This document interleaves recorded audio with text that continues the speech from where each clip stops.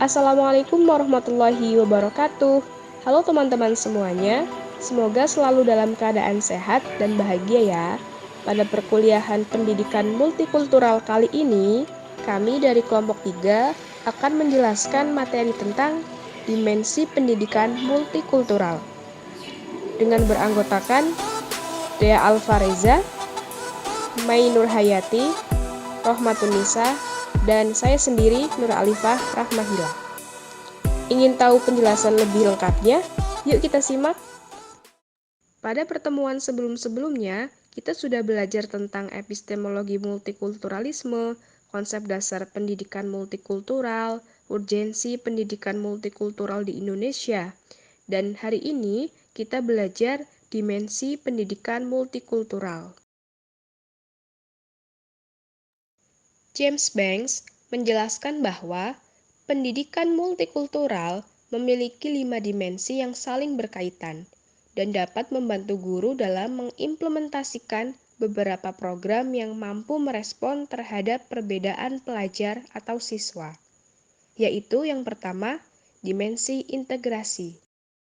Dimensi integrasi isi atau materi. Dimensi ini digunakan oleh guru untuk memberikan keterangan dengan poin kunci pembelajaran dengan merefleksi materi yang berbeda-beda. Secara khusus, para guru menggabungkan kandungan materi pembelajaran ke dalam kurikulum dengan beberapa cara pandang yang beragam. Nah, salah satu pendekatan umumnya adalah mengakui kontribusinya, yaitu guru-guru bekerja ke dalam kurikulum mereka dengan membatasi fakta tentang semangat kepahlawanan dari berbagai kelompok. Di samping itu, rancangan pembelajaran dan unit pembelajarannya tidak dirubah. Dengan beberapa pendekatan, guru menambah beberapa unit atau topik secara khusus yang berkaitan dengan materi multikultural. Integrasi isi atau content integration berkenaan dengan upaya-upaya guru untuk memasukkan informasi keetnisan dalam pembelajaran, seperti memberikan contoh, data, maupun informasi dari berbagai kebudayaan ras atau etnis sebagai ilustrasi dalam menjelaskan konsep-konsep kunci dari mata pelajaran yang diajarkan. Nah, isi pesan multikultur ini masuk dalam semua mata pelajaran, meskipun mungkin nanti untuk mata pelajaran tertentu seperti IPA atau matematika itu tidak pada semua pokok bahasan.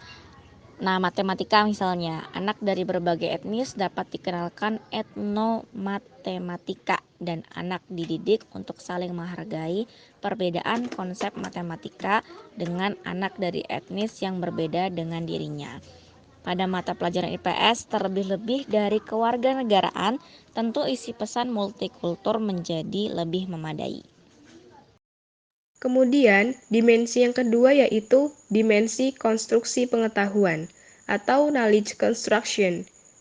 Itu adalah suatu dimensi di mana para guru membantu siswa untuk memahami beberapa perspektif dan merumuskan kesimpulan yang dipengaruhi oleh disiplin pengetahuan yang mereka miliki.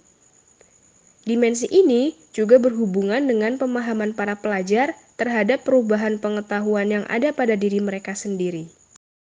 Dimensi pendidikan multikultural yang selanjutnya adalah dimensi pengurangan prasangka.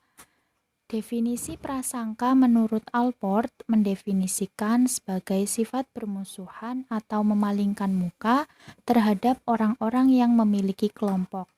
Secara sederhana, karena dia memiliki kelompok, maka mengira memiliki kualitas yang dituju yang dianggap terhadap kelompok.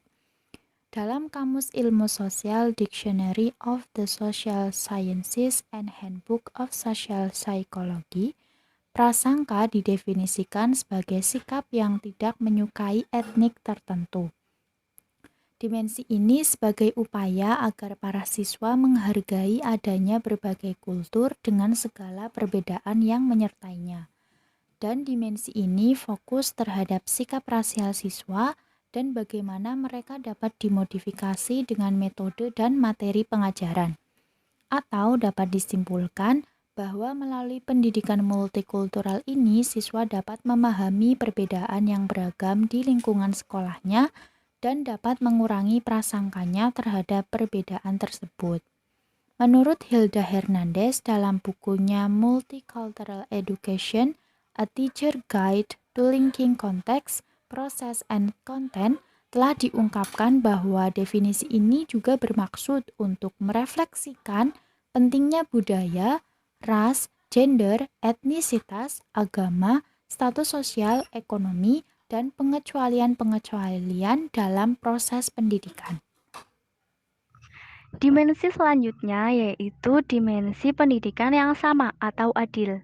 Dimensi ini memperhatikan cara-cara dalam mengubah fasilitas pembelajaran sehingga dapat mempermudah pencapaian hasil belajar pada sejumlah siswa dari berbagai kelompok. Nah, untuk strategi dan aktivitas belajar yang dapat digunakan sebagai upaya untuk memperlakukan pendidikan secara adil, antara lain dengan bentuk kerjasama atau cooperative learning. Jadi bukan dengan cara-cara yang kompetitif. Dimensi ini juga menyangkut pendidikan yang dirancang untuk membentuk lingkungan sekolah menjadi banyak jenis kelompok, termasuk kelompok etnik, wanita, dan para pelajar dengan kebutuhan khusus yang nantinya akan memberikan pengalaman pendidikan, persamaan hak, dan persamaan memperoleh kesempatan belajar. Dimensi yang terakhir yaitu dimensi pemberdayaan budaya sekolah dan struktur sosial. Dimensi ini penting dalam memperdayakan budaya siswa yang dibawa ke sekolah yang berasal dari kelompok yang berbeda. Di samping itu, dapat juga digunakan untuk menyusun struktur sosial atau sekolah yang memanfaatkan potensi budaya siswa yang beraneka ragam sebagai karakteristik dari struktur sekolah setempat.